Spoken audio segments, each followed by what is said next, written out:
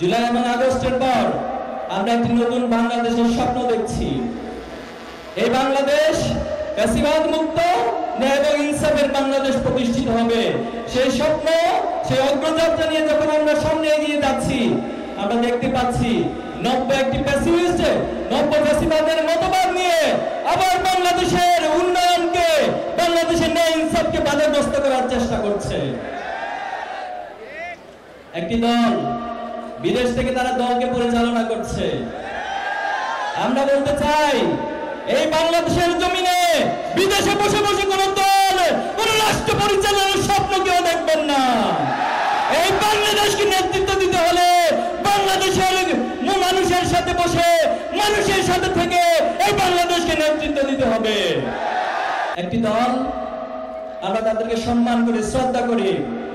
শহীদ president Ziaur রহমানের হাতে গড়া দল যে বিএনপি, এখন আর শহীদ জিয়ার প্রেসিডেন্টের যে দল, তার যে চিন্তা ছিল, সে আদর্শের বিএনপি এখন আর নাই। খালেদা জিয়ার মতো আপসীন নেত্রীর যে বিএনপি, সে বিএনপি আজকে আর নাই। আজকের সেই দল একটি হত্যাকারী দলে পরিণত হয়েছে। এই গত 1 বছরের ব্যবধানে তারা 200-র বেশি মানুষকে হত্যা করেছে। 150-এর বেশি শুধুমাত্র তাদের নিজেদের অন্তর্গণদের তারা হত্যাকাণ্ড ঘটিয়েছে। আজকে বাংলাদেশে হাসিনা গিয়েছে, আমরা ভেবেছি এই বাংলাদেশ চাঁদাবাজ মুক্ত হয়ে যাবে, এই বাংলাদেশের জুলুম থাকবে না, অন্যায় থাকবে না, দর্শন থাকবে না, টেন্ডারবাজি থাকবে না। কিন্তু আমরা দেখতে পাচ্ছি নতুন একটি দল, হাসিনার সেই ইজারা তারা নিজেদের কাঁধে তুলে নিয়েছে। তারা হাসিনার সে রেখে যাওয়া কাজগুলো, অসমাপ্ত কাজগুলো বাস্তবায়নের উদ্যোগ গ্রহণ করেছে। আমরা আজকে চাঁপাইনবাবগঞ্জবাসীর উদ্দেশ্যে বলতে চাই,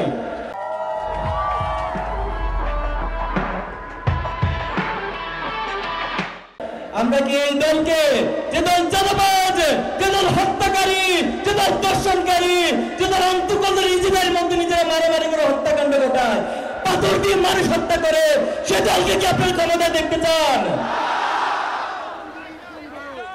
আমরা কোন দলের, কোন ব্যক্তির বিরোধিতা করি না। আমরা আপনাদেরকে হুঁশিয়ারি করে সাবধান করে ভালো হয়ে যান। বাংলাদেশের রাজনীতি করতে হলে জুলাই এবং আকাঙ্ক্ষাকে লালন করতে হবে। ফ্যাসিবাদ মুক্ত মানসিকতা নিয়ে, উদারতার মানসিকতা নিয়ে বাংলাদেশের রাজনীতি করতে হবে। আমরা যখন মাদক মুক্ত করার জন্য উদ্যোগ গ্রহণ করছি, একটি পক্ষ আমাদের বিপক্ষে দাঁড়িয়ে যাচ্ছে। বিভিন্ন সিন্ডিকেট ভেঙে দেওয়ার যখন উদ্যোগ গ্রহণ করছি, একটি পক্ষ আমাদের বিপক্ষে দাঁড়িয়ে যাচ্ছে।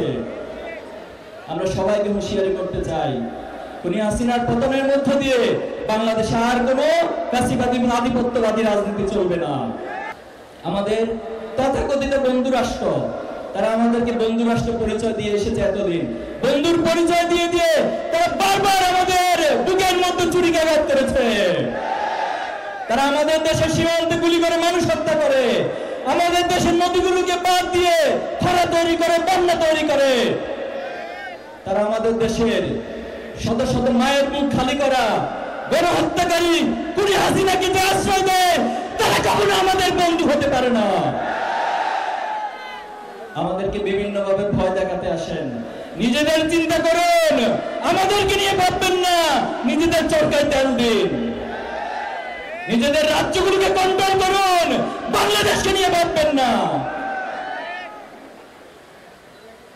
বাংলাদেশের যে যুব সমাজ, যে ছাত্র সমাজ, যে মায়েরা, যে বোনেরা আজকে জেগে উঠেছে, এই জাগ্রত আমরা আমাদের শহীদদের আকাঙ্ক্ষা লালন করে আগামী বাংলাদেশ বিনির্মাণ করব।